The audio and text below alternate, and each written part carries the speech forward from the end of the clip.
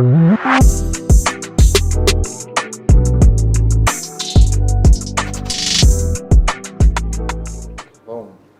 We are here with Mason Jones on the feature prelim of Saturday's card against Klein. How are you doing, my brother? Good, but you've got to put the dragon in there as well. It's got to be Mason the bad, Dragon. It's always got to go in there. It's got to be in there. Mason the Dragon Jones. There we go. The Welsh, the fighting Welshman. How's things, bro? Good, yeah. It's nice, nice to be back on UK soil, even though I'm hoping only to be here for a few weeks. So I'm back, I'm going to fight. I've got a few things to sort out, a wedding, and then I want to take my girlfriend away for a bit and then jet back off to the States. Egypt and Jordan. I want to go. I want to see, have a look around and see the temples and stuff. It's something I always wanted to do. So the pyramids is definitely, the pyramids is fascinating. And there's the city of, what's it called? Begins with a P. I'll tell you when it comes to me again. I can never remember. It's not Indiana Jones in there, but yeah. Anyway, Egypt it's one of the 8 wonders of the world. There's 2 of them there. So.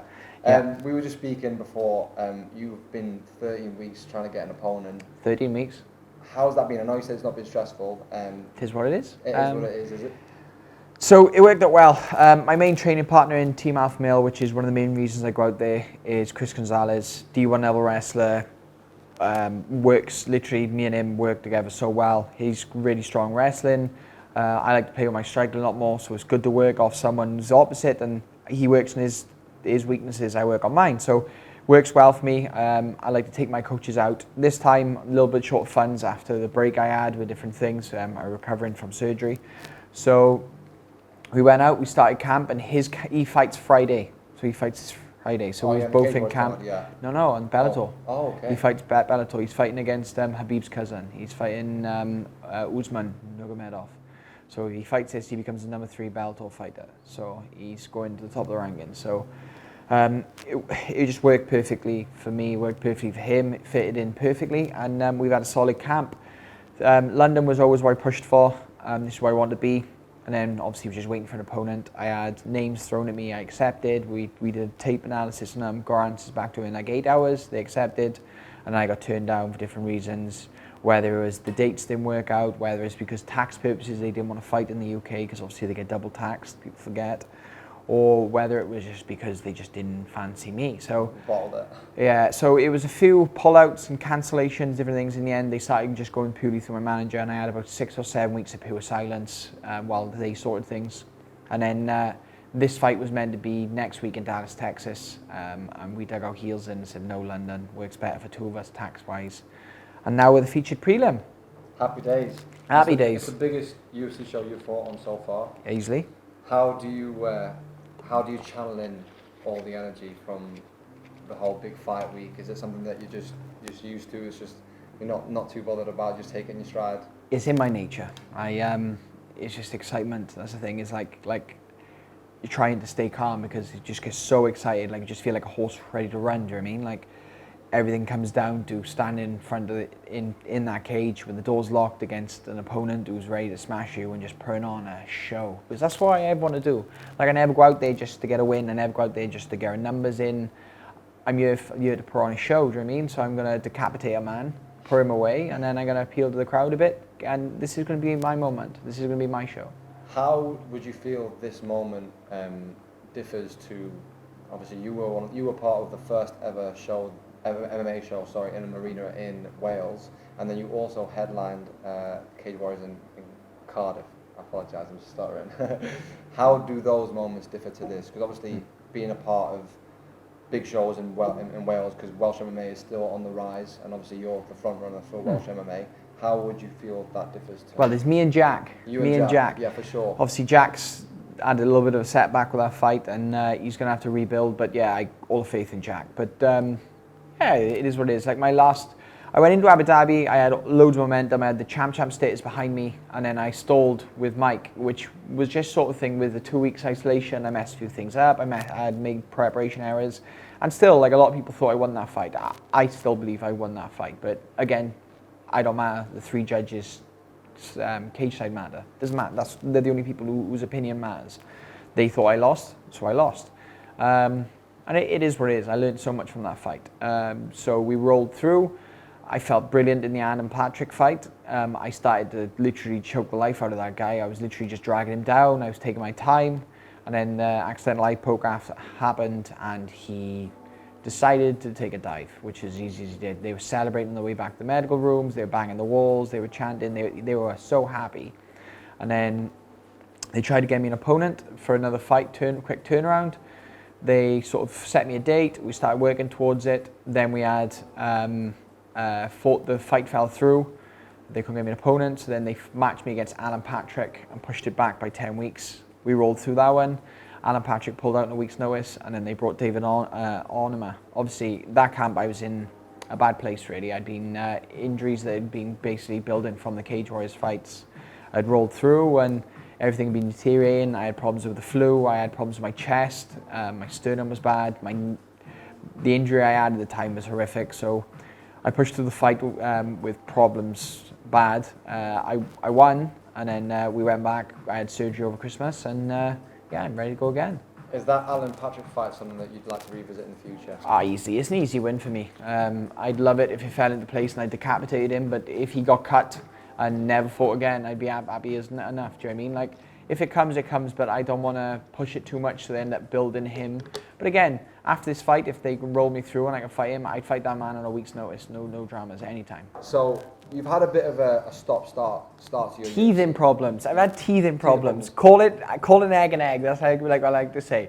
I did shit in my debut. I had that war with Mike. Well, I didn't win. No, then I battered Alan Patrick and was literally reserving myself because I didn't want to rush and make a mistake, and then I poked him in the fucking eye. And then I fought David Ornemer. Literally, like, I hit him with 5 or 6 good shots, and literally my arse fell out.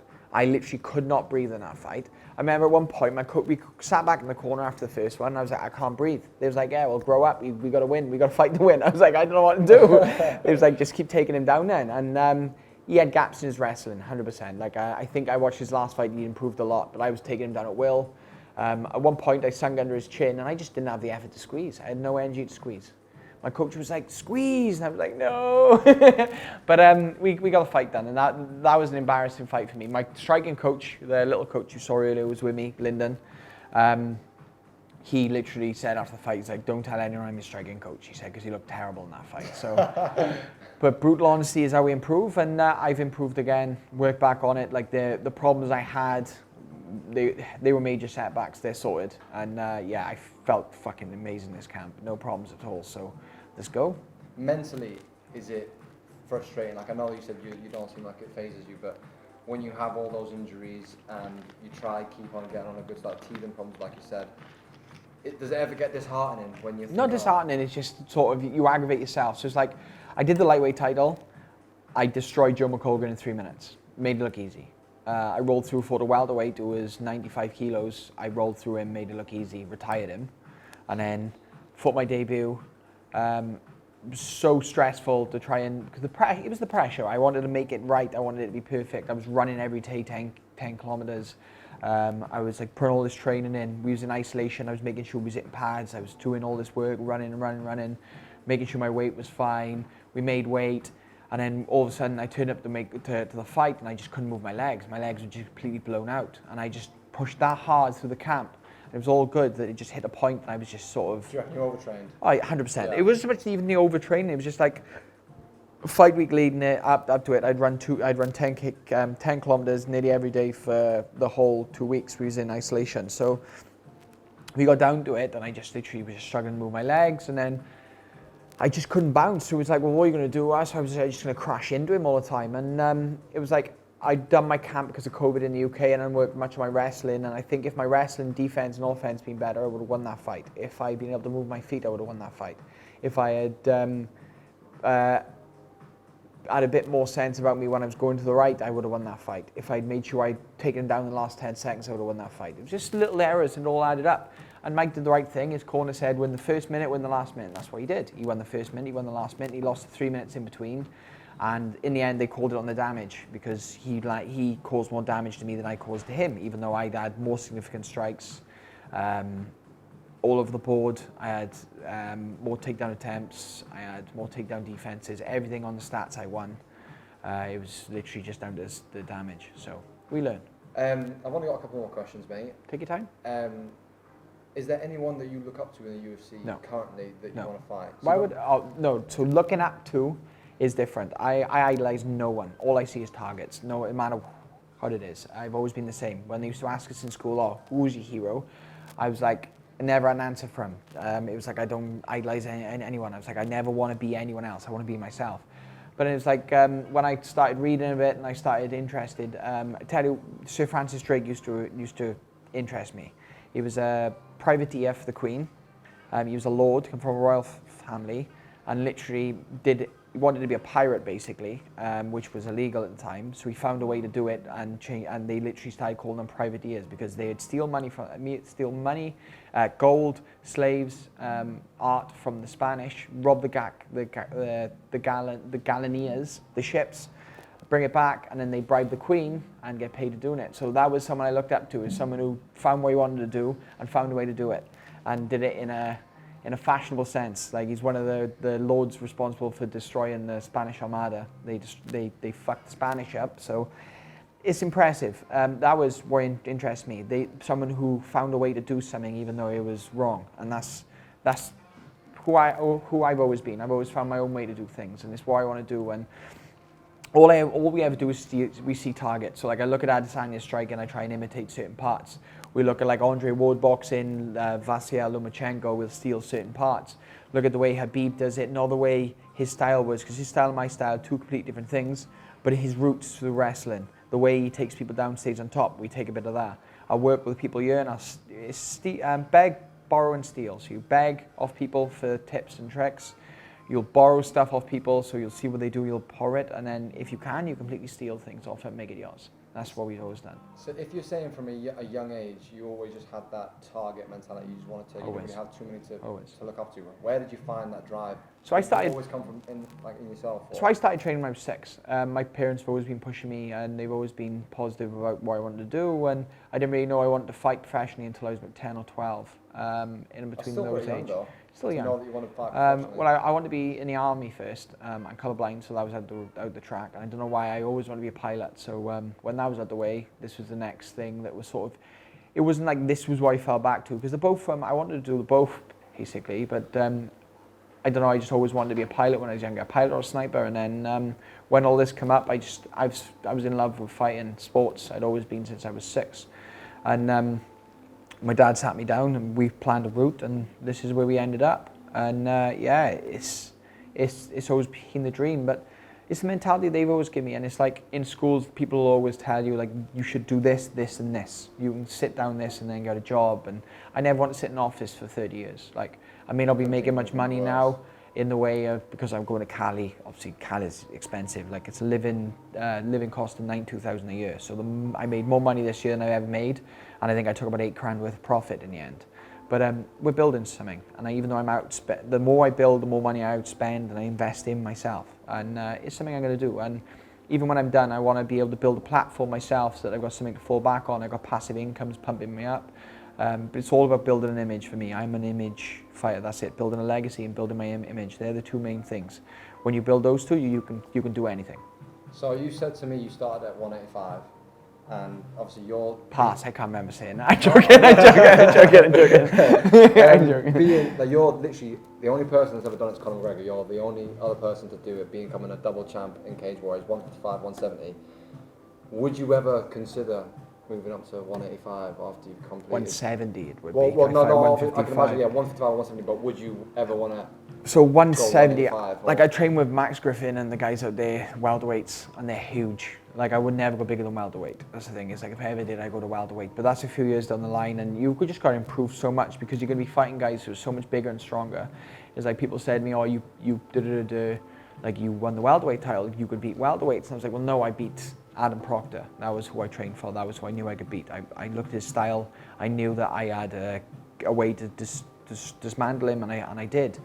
If he had had a better game plan, he would have won that fight, or at least he would have won that round before he finished him. Well, it was, but it was the thing, because I dropped him. It sort of set him a bit scrambly, and he had a good takedown attempt. I defended to the cage. He came up on my back on my hips. I hit him a few times, and he took one hand off to hit me, and that was me gone. If he just held on, buried his head in, put his weight on me, mat returned me, he would have won the round. I wouldn't have got him off. He was too big. He was like 95 kilos. So that's how you balance that out. So at the time, that was how I won. I found a route and I won. And then obviously, as soon as we got back to the feet, I knew it was done. I knew. I'd already hobbled him. I put the pressure on and I broke him. I broke him with the left hook and he was done. That's the thing, is you just see targets in people. That's the thing. You find weaknesses, and I like doing game plans and how you beat different people and how you'd find a way to beat people. You're a fucking crazy bloke, bro. It's fucking great chatting to you. I've got a few more questions. Let's go. You're very driven, you're very charismatic. You've got in your mind set that you want to do all these things, 155 belt, 170 belt. 155 is the target. Is the don't target don't look away. Yeah, Eyes on that. We'll see what comes after that. Is it hard, or what do you say works for you? Because you know that you want to go all these places, or do all these things rather. Does it work for you to not think just about the first fight that you got next, or is it always in the back of your mind, okay, I know I've got this, but I'm always thinking ahead of the next fight? Right, so where I am at the moment, I can't plan a route. I just have to literally, the fights that come, I need to make a statement, and then I need to look for that next fight. I can get in those places, and then I can start looking at that route. Then I can start plotting where I want to be. I can fight this guy, then I can look at this guy, who's the ranked this number. Then after I beat him, I can call it this guy and this one, or take this fight and go from there. You can pick your fights a little bit better, but it's still that thing is where you call someone out, because it's more difficult at this point now, because there's people outside the top 15 that are way better than people in the top 15. So you could literally, they could give you a name and you can't really say no half the time. Like they give you a name, and if you say no, it's a black marketing record. They can just keep you in the back burner for 6 months and then cut you, which I know has happened to fighters. So you just have to stay and be ready to make a statement. When you make a statement, then you have power. Like Paddy can turn down fights because the value he's got. If he turns it down, he literally does one thing and his value is back to the roof. So he has that right to sort of help pick his own route a bit easier. That's why he's getting the fights he is, and it's smart. It is smart. But eventually, he's going to fight someone. What do you think? We all fight the same guys. I like Paddy. Paddy's a nice guy. We're never really going to fight. I don't think he's managed by the same people as me. He never fought in cage warriors, even though I had the belt. And he's doing the right things. He's smart. The eating thing, I don't really know, but it's his own take on it. But he's a superstar. He is. He's a superstar. For the fact that he's only had 2 fights in the UFC and the fucking attention he's got, undeniable. But I think, mate, you're definitely not far from being like him, I think, bro. You've got potential. The marketing side of things I need to improve. That's the thing. Is like, I've got to make a statement. He's made 2 finishes. I haven't had 1. So finish first you and say go. that though, bro. The first fight you had in the UFC, I know you're saying that you were a bit disappointed, but I think that was a statement in itself. Like, that was a fucking great fight. It's not the statement I want to make, though. I should have knocked him out. I can understand, yeah. But I'm sure you'll do it this Saturday. What's your prediction for Saturday? I'm going to win. I'm hoping for a TKO finish. He's tough. But I'm just going to get a good finish in. I'm going to go out there and knock him out. That's the thing. I always do. Go out there with a smart game plan, stay tight, stay loose, and find the finish. And if I can't finish him, I'll just put him in a hole in the ground and I'll try and sub him. And if I can't sub him, I'll just beat the fuck out of him for 3 rounds. Whoa. I don't think I could sell a fight as good as that. But Mason the Dragon Jones this Saturday against Klein, he's going to fucking smash the living shit out of him, really. So make Appreciate sure it. you tune in. Appreciate it. Mason, thank you for giving me your time. I appreciate that. Pleasure. And if you haven't, like, share, and subscribe. Always follow my guy. He's pushing himself. Everyone's got to grind. Follow your channel as well. Yeah. Well, if you look and chuck me a subscribe, always. Like I said, we got bills to pay, so always trying to grow, man. Always trying to grow. You're a good man, bro. Thank you. Appreciate that. Right, I'm gonna piss myself. Yeah. Oh.